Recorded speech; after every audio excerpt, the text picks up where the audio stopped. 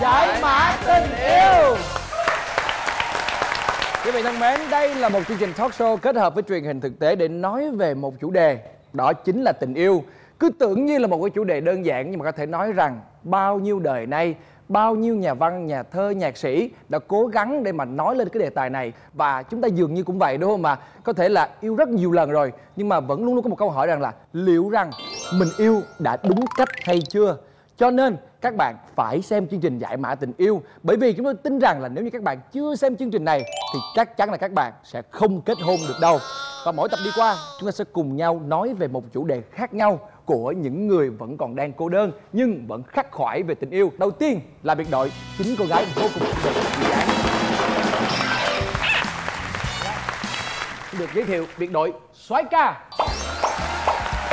Chúng ta sẽ có hai anh chàng điển trai đây là VA và VMAX, rất điển trai, rất vui tính và vẫn còn đang độc thân. Thưa quý vị, chủ đề của ngày hôm nay là một chủ đề rất đặc biệt. Các bạn sẽ không nói bằng lời mà sẽ vô lên ngập ngùng, vô lên ngập ngùng. Vô đi anh hát chứ. Ủa sao vậy? Dạ cần anh nói anh hát gì? Đổi chút xíu. Dạ thôi anh, nói đi anh. Dạ nói chủ đề đi anh. Thưa quý vị, đó là một phút vui thôi. Thật ra chủ đề ngày hôm nay của chúng ta đó chính là chủ đề tình đơn phương. Nhắc về chủ đề này nghe thì hấp dẫn đó, nhưng mà cũng nhói lòng lắm. Thôi thì chúng ta hãy cùng lắng nghe xem các biệt đội của chúng ta ngày hôm nay sẽ trò chuyện về chủ đề này như thế nào.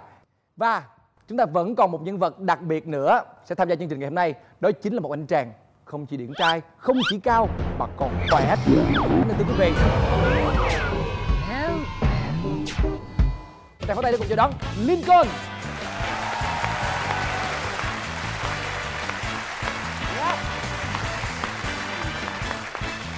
Xin mời Lincoln. Đẹp trai quá. Tôi còn thấy đẹp chắc mấy cô gái bên đây mê dữ lắm ha. Chủ đề đã rõ rồi đúng không ạ? Một cái chủ đề nghe thì vui, nhưng mà nếu mà ai mà trải qua cảm giác này rồi thì buồn dữ lắm, khắc khoải dữ lắm. Thôi thì chúng ta hãy cùng đến với câu chuyện đầu tiên trong ngày hôm nay để xem ai là người đã từng yêu đơn phương trong đây nhé. Thầm thương soái ca đi mô tô, người ta có bạn gái rồi mới tiếc nuối. Ai chà, cô gái nào đây ta? Thầm thương soái ca đi mô tô. Em á anh Bảo. Rồi xin mời em chia sẻ đi. Dạ em xin được chia sẻ với lại các chị với lại các anh là cái câu chuyện của em là hồi năm lớp 12. Dạ, đó là tình yêu gọi là yêu đơn phương hả anh Bảo? Đâu biết đâu. Em đang kể mà. Nói chung là tình yêu một mình đó. Em học lớp 12, tao học lớp mấy? Thì người ta lên lớp 12. Người ta học lớp 12 thì đi mô tô luôn. Gì phạm an toàn giao thông. Đúng rồi, không vậy mà em cũng yêu được hả? Anh Bảo kỳ quá à. Để em kể nha. Là lúc đó thì cái bạn đó thì học khác trường. Nhưng mà em biết là cái lần là bạn đó qua trường em chơi thì em thấy mà em là cái gu của em là kiểu là to con, soái ca. Không cần soái ca cũng được. Không, thật sự là không phải là soái ca mà là kiểu là lực lượng. Em chết là một cái thôi được. Chứ đi vòng vòng lằng nhằng quá luôn. Anh Bảo kiểu là bad boy, anh hiểu em. Bad boy đúng không? Em gặp người ta cái là em bị choáng. cái kiểu giống như anh GA vậy á. Dạ đứng là một vòng, một vòng. Em không biết là bên trong của anh GA làm sao nhưng mà bên trong của anh GA làm sao nhưng mà mình khoe vàng gì bên trong được không? về cái vóc dáng là như vậy á. Đó, nói chung là rất là đẹp trai. Thì hồi đó còn học sinh, nó còn nhỏ nên là thích lắm. Mà đi mô tô nữa. Xong rồi một khoảng thời gian thích thôi nhưng mà không nói gì hết. Thì em vô tình em có kết bạn Facebook với anh đó. Dạ, kết bạn Facebook. Rồi nói chuyện thì biết là bạn này rất là thích mô tô. Mà nhà em á, là anh trai em á, cũng là trong hội mô tô. Và là cái người mà am hiểu về mô tô. Nên là đôi khi á, là em không rành nhưng mà em cứ nghe luyên thuyên bên tai của mình đó là anh hai em cứ bàn về mấy cái dòng xe á, riết là em cũng biết một chút. Nên là khi mà bắt chuyện và để nói với các bạn này thì em lại em lại nói về mô tô. Nên là hai người có cái chủ đề để nói chuyện với nhau. Thì đó, xong rồi bạn đó có bạn gái. Là có trước khi biết em hay là... Bạn nó đi du học xong rồi có bạn gái. À. Có sau. Sao em không tỏ tình với người ta? Thôi tỏ tình làm gì. Em á là kiểu là hồi đó là em rất là ngại. Em chỉ là thích thì thích để trong lòng một mình biết. Còn ở ngoài là em vẫn muốn là làm bạn bè bình thường thôi. Ý là rất tính chơi vui gì đó. Ủa vậy đâu gọi là yêu đơn phương em. Đâu em rất là thích bạn đó mà. Thích xong tỏ tình? Không, em không muốn tỏ tình tại vì em sợ là nếu mà mình tỏ tình á đồng ý hả? Không, lỡ bạn đó hả mà có bạn gái rồi hay là em bị từ chối thì sẽ rất là quê. Nên là em chọn cái phương án là làm bạn bè, nói chuyện này nọ. Nhưng mà sau một thời gian thì em phát hiện là bạn này là đi du học thì có bạn gái rồi á. Nên là thì thôi em không nói chuyện nữa. Thì thôi. Chúng ta là người dưng với nhau từ đây. Ủa em yêu bạn đó đơn phương khoảng bao nhiêu lâu? Chắc khoảng nửa năm á. Dài dữ ha.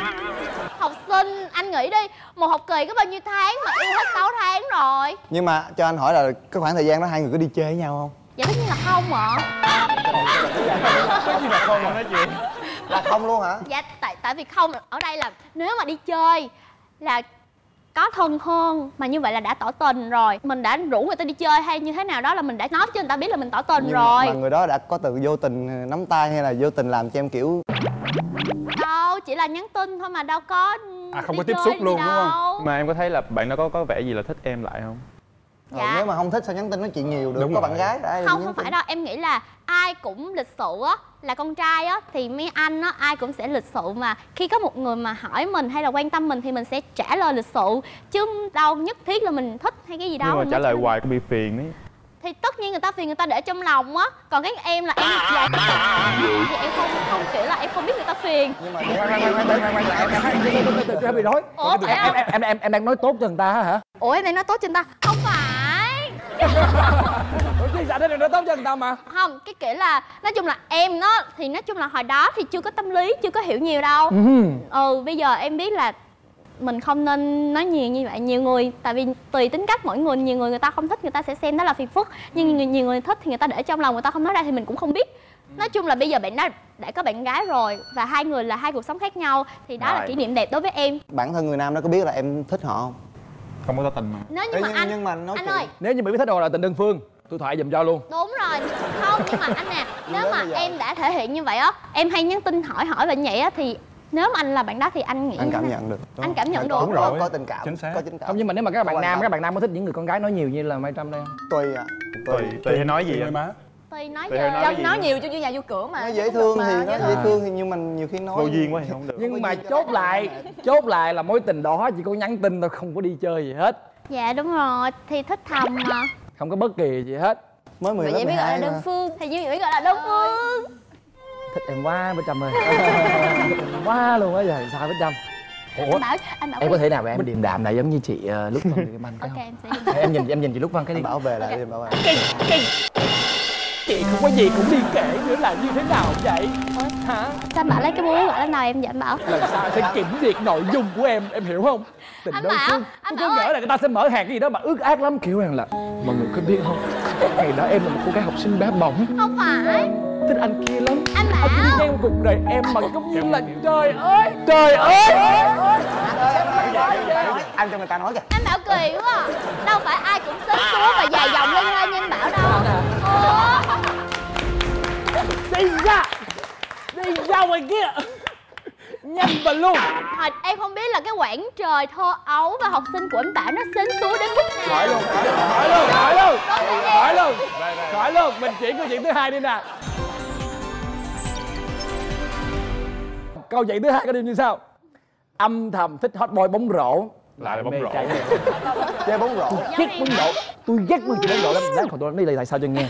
Không dám nói để rồi ân hận khi bạn thân cướp tay trên. Tôi nói thiệt, ngày xưa á, con gái nào mà đặc biệt là học sinh cấp 3 hoặc là sinh viên đều mê bóng rổ hết. Trên bàn này có luôn à, trên cái hội này có người thích bóng rổ luôn nè. Tôi biết luôn á, mà tôi không nói tên ai đâu. Hà Kim Thanh ha. Có gì phải của em không Kim Thanh? Em không có gì muốn nói đâu. Ủa không phải của em hả? Dạ chuyện của em. Ủa của em hả? Ok mời em. Anh nói lý do tại sao anh ghét mấy bạn trai mà bóng rổ? Em cũng muốn biết. Ủa thì chuyện đó bình thường mà tự Tại vì nhiên anh mời đúng không? Tự nhiên cái là người ta được nhiều người gái con cái thích quá, ông thích mình hết mình ghét người ta chơi Em cũng vậy.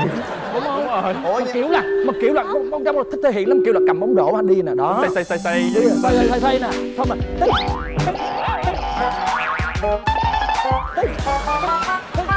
vậy đó. Trời ơi, Bởi vậy nên là tướng là đi bơi học lý. trong khi đó tôi thấy không, tôi đi bơi tôi khoe người đâu ai nhìn đâu, mà dưới nước đâu ai ai ngắm đâu, bởi tôi tức lắm, tôi ghét lắm. Anh Bảo ơi, anh Bảo xến rồi, anh Bảo Ủa có thể nãy là- giờ đâu cho em nói đây, đâu ai mời đâu cho, không ai mời em hết trơn, không ai chơi người ta bỏ tay xuống. Misa kể câu chuyện Đó cho giờ em, diễn Misa. đạt Misa này. Thì câu chuyện này là xảy ra năm cấp 2, là năm lớp 7.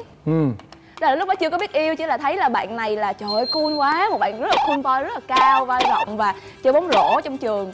Thế là học chung một lớp, bạn đó là học sinh cá biệt cho nên bạn đó ngồi tuốt phía đằng sau. Lúc nào thì kiểu mà kiểu thích cái gu mà bad boy từ hồi nhỏ không. Xong có một lần thế là mình kiếm lý do là để tiếp cận mục tiêu là xin cô chuyển chỗ xuống bàn cuối ngồi, xuống như bàn cuối ngồi, tức là bạn đó ngồi phía cuối thì Misa ngồi phía trên. Cái lâu lâu cũng thích, cũng hay xuống quay xuống, nhưng mà lúc đó trời ơi, rất là khờ mà giống như là ngu vậy đó, không có dám nói gì hết, chỉ quay xuống làm bộ rất là gom, quay xuống lụm nhìn cái rồi quay lên, không có dám nói bất kỳ một cái gì hết, rất là nhát. Em rớt bao nhiêu cục gôm? Em rất gom, rất bút chì, xong em rất nguyên cuốn tập, em rất nguyên cái tập, em quay xuống em nhìn nói vậy thôi. Em có rớt con tim mình theo người ta không em? Từ lúc mà bạn nó bóng rổ là nhìn rất là tốt, là bạn nó chơi bóng rổ là con tim em là nó tưng lên tưng xuống với cái bóng rổ của bạn đó rồi đó. Xong rồi cứ thích vậy thôi mà không có dám nói, mà nó rất là hiền, là mỗi một ngày là giống như bạn nó thành cái động lực cho mình là đi học, là chị thích đi học là để tới là sẽ được gặp bạn đó. Xong rồi cứ im không dám nói, sợ ơi là sợ nhát dã man, cứ mỗi lần gặp bạn đó một cái là tim đập thình thịch. Rồi Ủa có quen không? không, nếu mà quen thì đâu phải là tình đơn phương. Anh Bảo xến hỏi kỳ ghê. Có định bạn bảo xến. Tôi có biết đây là một sến. Tôi chỉ kể câu chuyện ngôn tình thôi. Em hiểu nói Bảo ngôn tình được, hiểu không? Anh Bảo ngôn tình. Ủa vậy bạn hai người. Chị đi sao tiếp tục tiếp. Ok chị vô tiếp tục. Thì cho đến một ngày thì cái cô bạn thân, ngày xưa là hai đứa là ngồi thân chung bàn phía trên, mà lúc sau chuyển chỗ thì do là cứ một học kỳ là sẽ đảo chỗ, thì bạn đó qua góc bên kia ngồi, hai đứa không ngồi chung với nhau nữa. Và có một ngày đẹp trời thì bạn ấy rủ xuống căng tin ngồi nói chuyện, nói là ê tao thích và tao với thằng đấy đang quen với nhau. Cái mình như kiểu là trời, giống như là mình chết rồi vậy đó. Tức là kia là con bạn thân của mình và đây là một cái người mình thích. Mới lớp 7 thôi đó. Thì bạn thân cướp bồ rồi đó. Yêu là Cái này đâu phải là cướp thích bồ. rồi vậy đó.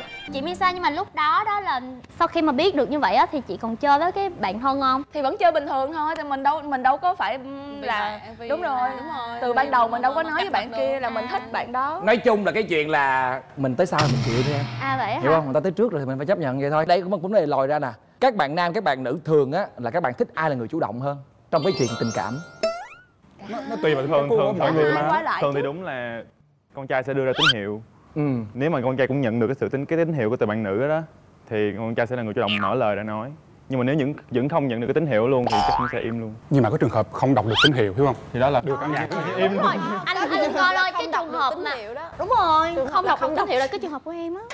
Là em không có cảm giác gì với con trai hết đó hả? Dạ không phải là cái anh kia đó không đọc được tín hiệu của em đó. Không khớp, không khớp. Khó bắt. Chắc tín hiệu của em gửi đầu ngoài vũ trụ, gửi đầu ngoài vũ trụ của em. Em đọc được em ơi. Em phải đúng là đọc được liền luôn á. Anh Bảo ngôn tình kỳ. Không, mà trong câu chuyện đó bonus thêm một điều nữa là lúc mà Misa thích bạn đó thích lắm luôn á, trong lòng như có lưỡi mà lúc nào cũng nói là lạnh lùng gơ. Trước mặt là đi ngang qua không quan tâm, nhưng mà tim trong tim là kiểu là đập thình thịch. Rồi đến năm đại học á, thì gặp lại, thì tức là cách đây khoảng 5-6-7 năm trước thì gặp lại bạn đó, đó là có liên lạc lại thì đã định là gặp bạn đó nói rằng là ngày xưa mình thích bạn kiểu này cái kia. Nhưng cuối cùng là coi hình trên blog 360 bạn đó là bạn đó đã chụp hình cưới và kết hôn rồi. Ôi. Lần thứ 2 trong cuộc đời. Yêu đơn phương, thính đơn phương mà thính từ năm này qua năm khác luôn vậy đó. Động lực đi thể học chấp mà nhận đúng được. không? Động lực đi học. Cái câu chuyện của Misa với cái dạng dạng giống như vậy á, người ta thích người ta mà không nói mà làm lạnh lùng để cho người ta thích mình lại á. Đúng Thì rồi. nếu mà đi kể cho mấy cô mấy dì ở dưới quê mà nghe mấy cô nói ai kêu mày ngựa làm chi, ai kêu mày ngựa làm chi. Không có là lời của mấy dì phải lời tôi nhá, đừng đánh giá tôi tội nghiệp tôi. Rồi đó, thôi mình rút kinh nghiệm ha, bớt lại. Rồi. Câu chuyện thứ ba của ngày hôm nay, dùng mọi thủ đoạn theo đuổi hot boy bóng rổ, nửa này bóng rổ nữa. Có sai đâu. Hot boy bóng rổ là người yêu của tất cả các bạn nữ hồi còn trẻ. hiểu không? Đọc tiếp nè. Đẹp trai mà. Bây giờ đẹp trai hơn cô gái. Nhưng ngậm ngùi thành em gái mưa vì hot boy thích cô bạn thân. Ủa ai câu chuyện giống nhau quý vị? Ủa ai vậy? Em của chị. Ủa em cái gì? Ai? Lúc Vân sao? Em hồi lớp 12.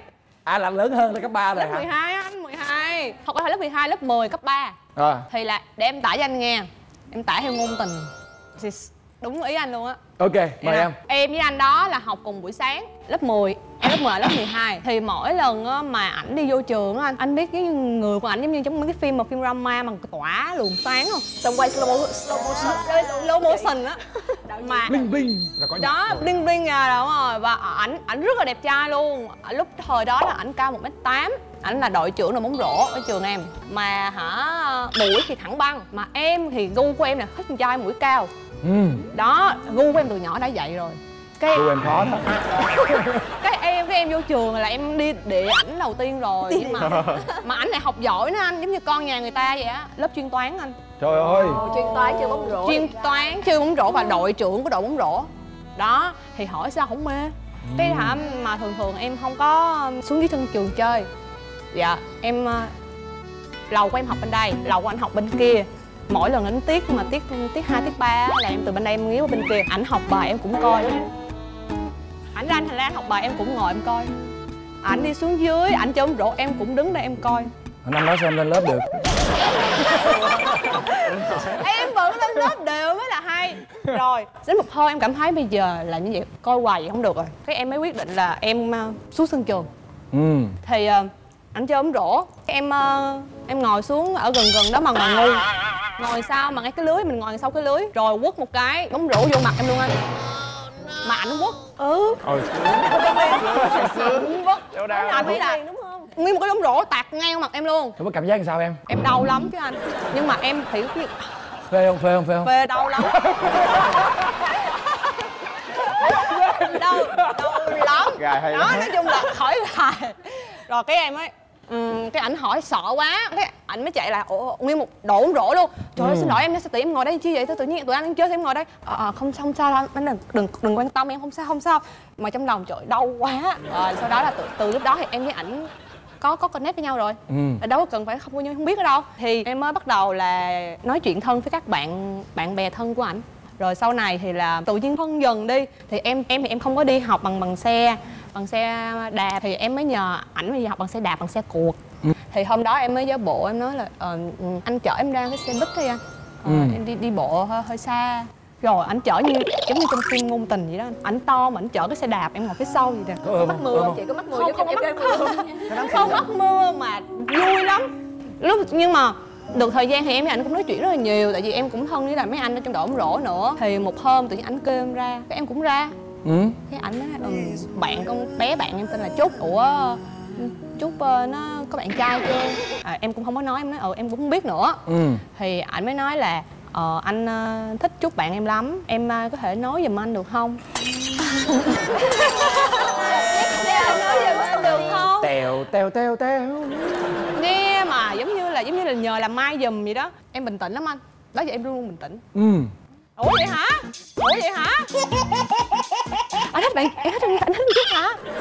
Trời ơi, gì đâu, để em về em nói cho, gì đâu. Cái ổng, ủa vậy hả? Nói giùm anh nha. Ok anh. Trời ơi, về khóc quá, vậy khóc. Vậy thôi hả? Dạ vậy thôi đó. Ủa, anh thấy là em dùng mọi thủ đoạn mà. Thì có không, thủ đoạn đó anh dùng mọi thủ đoạn ra nhiều thủ đoạn. Có từng ngồi ngay đằng sau cái lưới đó. Anh tưởng thủ đoạn phải là cỡ như là giống như em biết rồi, em nghe rồi nha. Xong rồi về, ê Trúc ông Kim ghét mày lắm. Vậy mới là thủ đoạn chứ. Em vẫn là một cô gái tốt nên thành ra là em xấu tính rồi. Em vẫn nói với bạn em luôn. Em nói ổng thích mày lắm á. Con bạn em được. Ủa gì kệ ông chứ. Đâu thích đâu. Trời ơi, con tim này đau thêm một lần. Đau thêm một lần nữa. Cái em mới kiểu như vậy thôi. Nhưng mà lúc sau thì bạn em nó nói là nó không thích anh đó. Thì lúc sau thì là tụi em vẫn là bạn bè bình thường với nhau. Rồi ảnh đi học xong ảnh ra trường, rồi xong đó em lên lớp bình thường rồi. Mà câu chuyện kết thúc cũng không có hậu luôn. Cũng tới thui luôn à. Kiểu gặp những bạn nam mà lung linh tỏa nắng như vậy là Nhã cũng có gặp trong cuộc đời của mình. Nó kiểu thích lắm mấy bạn mà thì vậy giống như anh Bảo. không dạng cái Ủa sao chê không dạt lắm luôn. Không vậy là hàng dạt gì rồi. Nói gì vậy bạn? Đâu đã Nói gì vậy Bi? em đâu nói đâu, em thấy chị Nhã nói dạt. Thế còn Saki, em có yêu đơn phương ai bao giờ chưa? Năm nay Saki Em thì em chưa có yêu đơn phương ai, nhưng mà kiểu như mới gặp qua lần đầu thấy như là anh đó đẹp trai, sói ca hay là ga lăng hay gì đó thì em cũng như là cảm nắng. Mà yêu đơn phương thì thật ra thì chưa có. Tại vì em thì bạn nào mà tỏ tình với em trước hay gì đó thì em mới bắt đầu có tình cảm và tìm hiểu. Nhưng trước giờ em chưa có yêu đơn phương ai cả. Tức là khi nào người ta tỏ tình là mình đều đáp lại hả? Không có đáp lại nhưng mà đi sẽ tìm hiểu người đó như thế nào, nếu mà hợp thì mới bắt đầu quen. Như là Saki là chưa yêu đơn phương ai bao giờ. Dạ. Bạn cuộc đời của cô gái này bình lặng quá nhờ. Câu chuyện tiếp theo, em đã từng đơn phương một cô gái tomboy. Wow. Thú vị. Cái này Cô gái hay gái thử coi ai. Cái này hay ai? Không rổ trong này. Ai đâu? Không rõ được. Khả năng này. Trời ơi, Hồng Ân. Xin mời em. Cái này là từ lúc em mới vô trường nhân văn là năm nhất á, nhân văn mà người ta hay gọi là nữ nhi quốc đó. Trường có rất nhiều con gái á, mẹ với nhiều người lắm nói là vô đó rồi đừng có để mình kiểu như là con gái mình thích con gái rất là kỳ á. Tại vì ở quê người ta cũng còn kiểu như là nghĩ Chưa có những cái suy nghĩ phù hợp. kỳ thị mấy cái đó. Thì em cũng bình thường em nghĩ là con không bao giờ thích con gái đâu, tại vì con rất là thích con trai. Kiểu vậy cái nhưng mà tự nhiên vô trường mà em không biết sao, em không biết vì lý do gì luôn mà cái suy nghĩ trong đầu em nó tự nhiên nó thay đổi. Là người ta hay nói là bị gay với lại bị les đúng không, nhưng mà em nghe vậy em rất là khó chịu. Em nói là đó là chứ không phải là bị. Em kiểu như là em tìm một cách để em chống chế lại, em cãi lại với người ta là đừng có nói người ta như vậy, cái đó không phải là cái người ta muốn, kiểu như người ta sinh ra là đã như vậy rồi chứ đừng có nói là bị cái kiểu vậy. Em rất là khó chịu. Thì chị khóa trên của em là một tomboy, thì lúc đó là quen bạn của em, quen thôi. Lúc đó em cũng bình thường, cũng chơi chung thôi chứ không có cảm tình gì hết á. Nhưng mà từ khi hai người đó chia tay thì trong một cái khoảng thời gian đó nói chuyện với chị với tomboy kia thì tự nhiên em có tình cảm. Em không biết sao, cái khoa em rủ học khoa rồi cái đi thì mọi người cứ giỡn em cũng giỡn rồi vác vai rồi nắm tay, thì con gái với con gái mà thì nắm tay bình thường. Cái tự nhiên em thích. Tại vì theo nghiên cứu là theo khoa học nghiên cứu, theo khoa học nghiên cứu là 80% con gái là song tính. Ý là em nghe nói thôi chứ không phải là em tra. Nhưng mà con gái là đúng á, tại vì rất nhìn gái đẹp hoặc thích tomboy. Ngày xưa cũng từng thích đơn phương một bạn vừa là tomboy, một bạn tomboy và một bạn nữ luôn. Dạ. Em có cảm giác kiểu vậy. Em định nói rồi nhưng mà em sợ lắm, em không dám nói. Tới bây giờ vẫn vậy. Người kia có bạn gái rồi nhưng mà em cũng chưa nói vậy. Nhưng mà cảm xúc của em nó kéo dài trong bao lâu? Tới bây giờ em vẫn còn thích. Tới bây giờ giống như là có thể là muốn cái cảm giác ấm áp khi bên người đó thôi. Kiểu thích kiểu gì ta không biết. Ca này khó quá. Kiểu thích này chỉ có em ngưỡng mộ nhiều hơn. Em cũng không biết sao nữa. Không thể, đôi khi là chúng ta có những cái cảm xúc nó bất chợt như vậy đó mà nó kéo dài rất là lâu. Thực ra bao nghĩa là cái chuyện mà cảm xúc có với nhau đôi khi là chỉ cần một cái nắm tay thôi là nhớ hoài mà cũng không biết lý do vì sao. Cũng có những người từng rơi vào trạng thái đó. Các bạn nam có bị không? Tôi bị nè. Đây nè, Lincoln bị nè. Để cho người ta nói. Lúc đó là cái thời mà còn mọt sách á, mới là cái thời Nên mà cho là mọt sách. Mọt sách mà. Mọt sách hả? Cái thời đó thì không dám nói chuyện với con gái, nói chuyện với con gái là run. Là sẽ cà lâm. Lúc đó đi học thì cũng không có đi chơi nhiều, đi học về là đi về nhà thôi. Thì cũng thích là giống như là Miswa với là Bích Trâm vậy đó, thích một kiểu đơn phương, nghĩa là thích cái bạn đó từ khoảng như là 3 năm, nghĩa là thích thầm thôi. Cái bạn đó làm gì thì vẫn thích, vẫn đứng phía sau nhìn. Có một lúc bạn nói chuyện tới gần là lúc đó là điểm sụt luôn, là không dám làm gì hết, không dám mất điện luôn, mất điểm luôn. Cho một cục tẩy, chạm cục tẩy không là cũng run rồi, cũng đỏ mặt. Thích thầm vậy thôi, cái là không dám nói gì hết, tại vì cái tính cách của Lincoln rất là nhút nhát. Không có dám nói gì hết. Rồi sau đó cái hai người cũng đi học những cái khoa khác. Thì sau đó Lincoln học y, bạn nó học y, cái gặp lại trong một cái trường hợp lúc đó cũng đỡ hơn một chút. Mới nói chuyện là hồi đó là nhớ là hồi đó cũng vui tại tớ thích cậu. Ủa vậy hả? Tớ hồi đó cũng thích cậu. Cái người con gái nói lại. Tiếc nuối. Vậy bây giờ nếu mà nói ra có đến được với nhau không? Không, tại bạn nó đã có người yêu rồi. Trời ơi. Thôi nói chung một rút kinh nghiệm ha. Thích ai thì nói cho người ta biết chứ đừng có đơn phương. Nhưng mà từ từ nó vẫn còn rất là nhiều câu chuyện đơn phương khác nữa. Theo dõi nè. Thích người ấy mà gặp nhau là chửi nhau như chó với mèo. Hay giống trong phim. Cái này giống trong phim nè. Phim hay chửi xong. Đâu câu chuyện của ai đâu? Của em. Cái việc mà hồi nãy em cũng như là Miswa cũng có chia sẻ là em thích một người nhưng mà em không bao giờ nói thích người đó hết. Giống kiểu mình sẽ gây ấn tượng với người đó bằng cách chửi nhau như chó với mèo. Đó là chàng trai này thì em biết hồi năm tiểu học rồi, và là một người học rất là giỏi, rất là cao, rất là đẹp trai. Nói chung là em thích. Xong rồi đến năm cấp 2 bọn em có cơ hội học chung với nhau. Đó là năm lớp 7. Càng học chung thì càng thấy thích bạn này, bởi vì bạn này là một người rất là thông minh, rất là giỏi, mà kiểu một con trai không phải là người mọt sách mà rất là mê game và thích thể thao. Nhiều thái cực trong một con người. Và bạn đó cũng chính là người mà tạo cho em động lực để em học tốt hơn. Bằng cách nào em?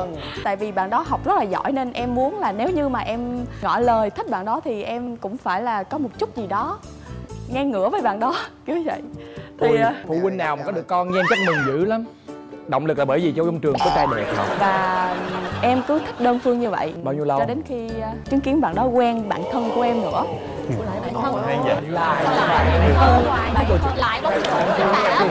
bóng anh Bảo, em có biết một cái câu rất là hay: tình yêu không có lỗi, lỗi ở bạn thân. Anh Bảo thấy đúng không?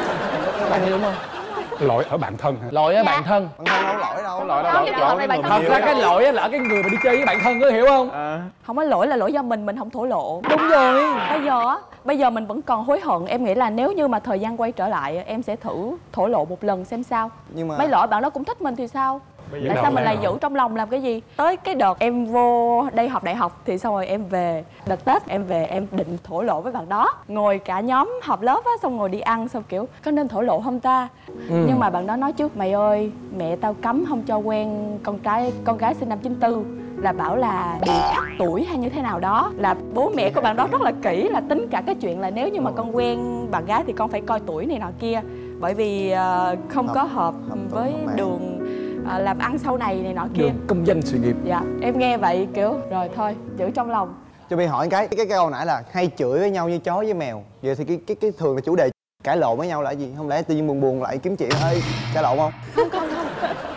Có nghĩa là bọn em hồi đó kêu với nhau là mày tao ấy. Mày tao đi học rồi học chung nhóm với nhau. Ví dụ như là một cái vấn đề á, thì giống như là như bạn đó trực nhật đi, thì bạn đó quét thì kiểu em cố tình em cứ đi ngang qua, xong rồi ông nội kia ông vô duyên với vợ tự nhiên đụng vô tôi vợ, kiểu vậy đó. Cái chiêu thức đó. Đó dấu hiệu có nghĩa là mình cố tình mình gây sự chú ý với bạn đó bằng cái việc mà chửi nhau vậy thôi, và mình chẳng có thổ lộ gì. Nhưng mà em nghĩ á, nếu như mà những bạn mà nào mà còn thích tình đơn phương á thì em nghĩ là nên thổ lộ đi nhờ. Đó là lý do mà từ câu chuyện của Sang ngày xưa cho tới bây giờ là lúc nào cũng phải quyết định là nếu mà mình thích thì mình nói, đến chút là cũng phải nói, đừng có giữ. Không được, em không sao có lần nữa không được.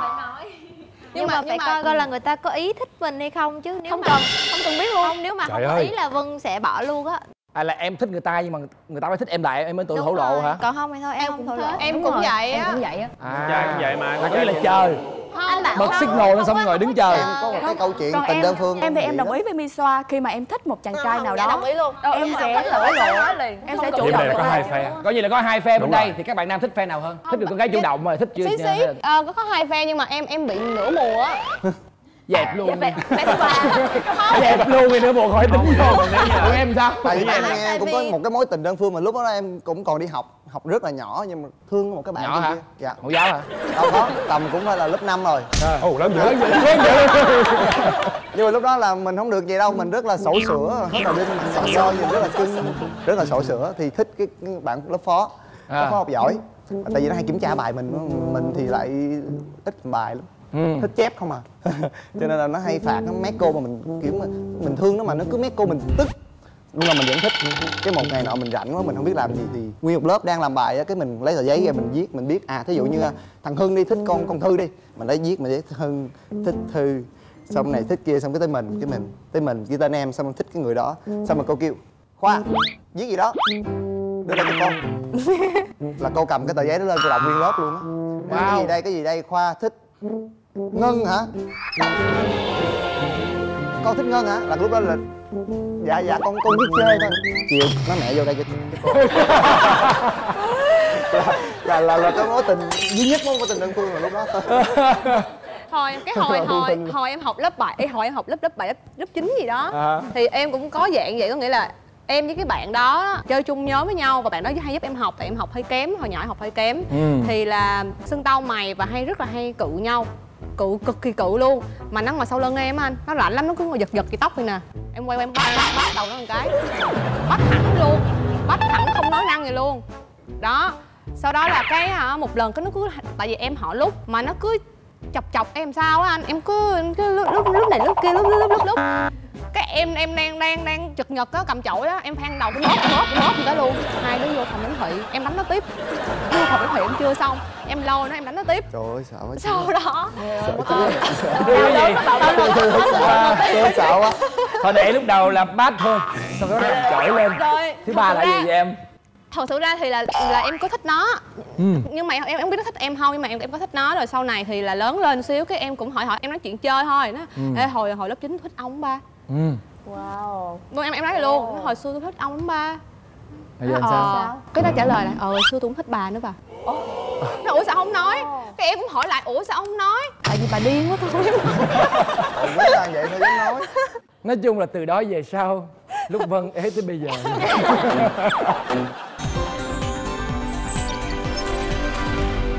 Rồi đây một cái trường hợp nữa. Cảm nắng người từng thích mình. Ủa là sao đây? Cái nào thích rồi hết thích đúng không? Rồi lúc đó mình mới cảm nắng. Ai để ra cái đề tài? Ủa Thanh, em lại khó vậy? Em lại gửi signal ngoài vũ trụ giống như Bích Trâm nữa hả? Em không biết tại sao mà trước giờ chuyện tình cảm của em nó toàn rơi vào những cái ca rất là em không hiểu. Vậy em kể thử đi coi mọi người hiểu không? Cái bạn này á thì ngày xưa bạn là người tán tỉnh em. Nhưng mà bạn ấy nói chung là bạn ấy cái cách tán tỉnh của bạn cũng rất là nhanh. Thời điểm đó thì em cũng kiểu là không có thích bạn ấy cho lắm. Nên thành ra là cứ là bạn ấy cứ tán em rồi em cũng chỉ là nhắn tin qua lại phớt lờ, kiểu là xem như là bạn bè bình thường như vậy thôi. Thì cứ tán tỉnh nhau được độ khoảng tầm 6 tháng, cũng khá là lâu, cũng là 6 tháng. Đó thì em mới cảm thấy là thôi không ổn, thì thôi tụi em mới giãn ra. Em mới là không liên lạc, không nói chuyện gì với bạn nữa. Thì bẵng nhau đâu được khoảng tầm 2 tháng sau thì em mới vô tình em làm quen được với lại một cái anh đồng nghiệp làm cùng công ty với ảnh. Thì em mới vô tình em biết là trong công ty á, cái anh mà từng tán tỉnh em á, ảnh là một cái người rất là kiểu năng nổ cho công việc, rất có cái chí cầu tiến. Mà cái điểm đó là cái điểm mà em cực kỳ cũng như là cái điểm yếu của em. Khi mà em biết về cái người đàn ông nào đó thì em sẽ thích ngay những cái người mà có chí thú làm ăn. Thì tự nhiên cái em nghe xong em cũng cảm thấy cũng có cảm tình. Mà em bắt đầu em suy nghĩ là tại sao cái lúc mà ảnh tán tỉnh em, ảnh thích mình mà ảnh không thể hiện ra cái mặt tốt như vậy, mà lúc nào cũng thể hiện cho mình cái cảm giác là lúc nào ảnh cũng là cái người bad boy. Nó làm cho em có cái sự tò mò và em bắt đầu em đi tìm hiểu. Thì em mới nhận ra là mình thích ảnh nào cũng hay, mình thích lại từ đầu. Nhưng mà lúc đó anh đó còn thích em không? Dạ không. Em đã tốn hết 8 tháng tuổi thanh xuân của người ta mà. Tới cái lúc mà em phát hiện ra là mình yêu ảnh nhiều lắm luôn ấy, thì em không biết là ảnh với em có một cái duyên nợ hay cái gì không, mà cứ lâu lâu em vô tình gặp ảnh ngoài đường. Nhiều khi em đang chạy ngay ngã tư vậy nè, cái đèn đỏ em dừng xe, cái em nhìn qua nhìn lại thì thấy ảnh ngồi ở quán cà phê kế bên, ngồi sát cửa sổ luôn. Đó, cứ những cái mối quan hệ nó cứ như vậy đó. Thậm chí em nói chung là cái mối quan hệ đó nó làm cho em bị bế tắc đến nỗi mà em đã phải ngưng công việc mà em làm trong suốt 8 năm vừa rồi. Bẵng đi một thời gian cũng cố để cân bằng lại cuộc sống của mình. Thì em mới là tìm một cái công việc khác. Thì vô tình cái ngày hôm đấy em đi lên em phỏng vấn xong hết rồi, công ty chuẩn bị nhận em rồi, thì em đi ra ngoài cửa em phát hiện là ảnh đang ngồi trong văn phòng đó. Và nếu như em chấp nhận em nhận cái job đó thì em với ảnh sẽ cùng là một team với nhau. Duyên nợ rồi em ơi. Hay quá ha. Bỏ công việc mình đang làm 8 năm xong rồi chọn một cái công ty của người ta. Nhưng mà sau đó nữa cơ. Hả? Chưa xong chưa? Bây giờ dứt chưa nè trời ơi. Sau đó nữa thì tụi em cũng bẵng qua một thời gian. Thì cái hôm đấy thì em có hẹn cà phê với bạn. Thì tự nhiên em đang ngồi quay lại thì ảnh ở đâu ảnh xuất hiện, ảnh ngồi kế bên em. Ảnh nhìn qua ảnh hỏi là Nami hả? Chào em. Xong em cũng bị bất ngờ, xong mà hai đứa cũng kiểu nói qua nói lại. Thì ngày hôm đấy là em bắt đầu em suy nghĩ là mình có nên thổ lộ với ảnh biết hay không. Tại vì em nuôi hy vọng, em không phải là em nuôi hy vọng mà em giữ cái tình cảm của mình đến độ khoảng tầm 2 năm nay rồi mà mình không nói được, mình bị ức chế. Thành ra là em đắn đo dữ lắm. Em cứ soạn cái tin nhắn vậy á, xong rồi em cứ soạn ra xong rồi em xóa, em soạn xong rồi em xóa, rồi tay em nó cứ run vậy nè. Mà em suy nghĩ là nếu mà em bấm một cái nút enter một cái thôi là em chết ngay lập tức, kiểu như là mình rụng tim á. Mình không thể nào mình kiểm soát được. Nhưng mà lúc đó thì em đang ngồi cạnh một người chị, thì người chị đó mới chửi em, cũng hơi lớn tiếng, không hẳn là chửi mà cũng hơi lớn tiếng, là bảo là mày phải nhắn đi Nami, mày không nhắn thì làm sao mà người ta biết. Thì em nghe vậy em cũng thấy được, cũng đúng, mình phải nhắn thì người ta mới biết, với lại là mình nhắn thì mình mới biết được là cái cảm xúc mình tới đâu. Cho tới chừng em nhắn rồi, anh trả lời cho em rồi.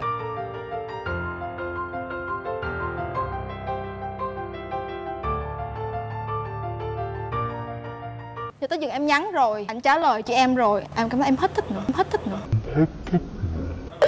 Đã hết thích. Nhẹ.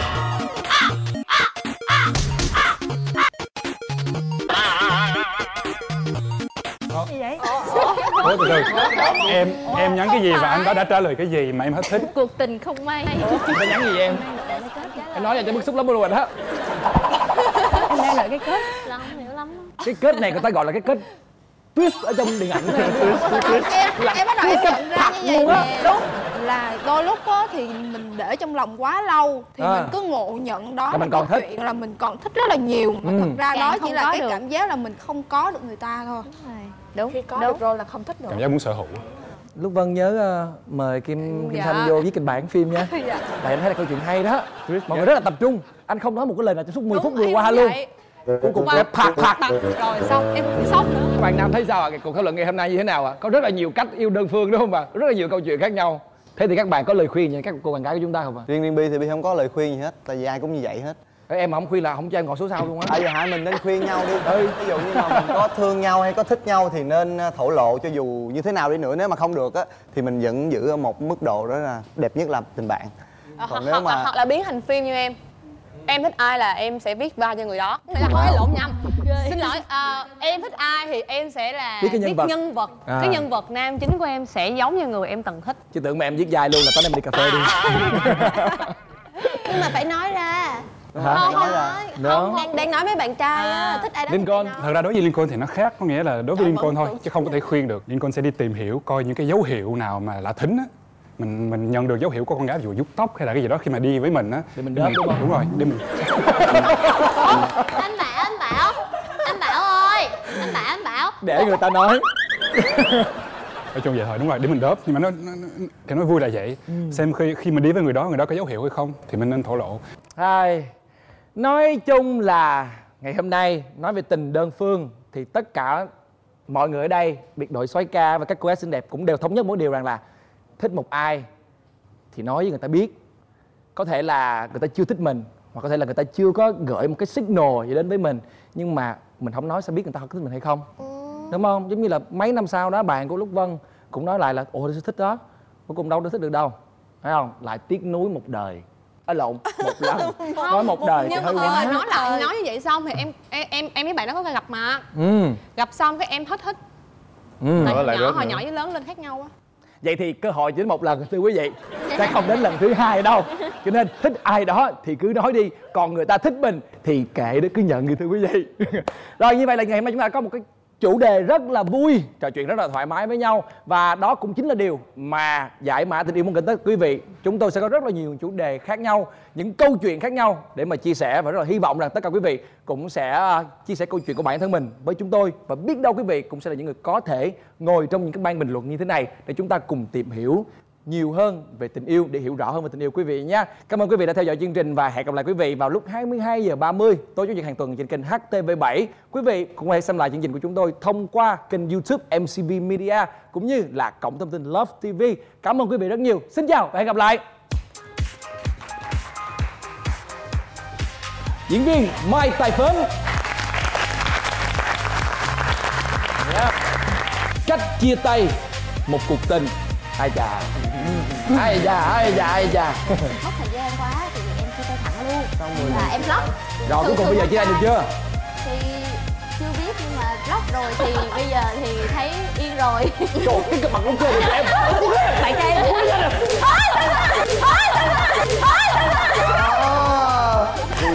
Tán cười hả? Anh dám đăng sao lưng tôi. Như vậy thì tình cảm mình vượt qua giới hạn, tức là mình có thể là sẵn sàng từ bỏ tất cả để theo tình yêu. Cái cách mà chia tay anh thấy cách của chị đó là nó phụ nhất luôn á. Tự nhiên tới một ngày thì có một tin nhắn gửi tới, nhưng mà vấn đề là mình đang làm đúng nữa, mình tự nhiên đang bình thường một cái sớ hiện ra thì bị block luôn, trả lời không được. Biết lý do tại sao bạn ấy chia tay không? Là tại vì mình tốt quá, mình làm như vậy nhiều quá, mình hiểu cho quá, họ chán. Chúng tôi xin được chào đón ngày hôm nay diễn viên Mai Tài Phến.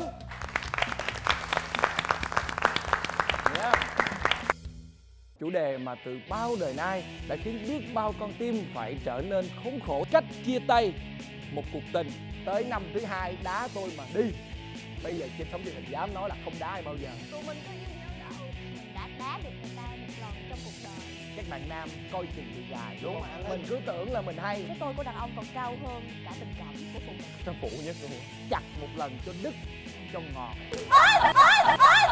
Đúng rồi. Tán rồi hả? Anh dám lăng nhăng sau lưng tôi. Cô phải làm như thế nào tôi phải lăng nhăng chứ. Anh sai rồi, anh sai rồi. Trên đời này tất cả chuyện gì có lý do hết.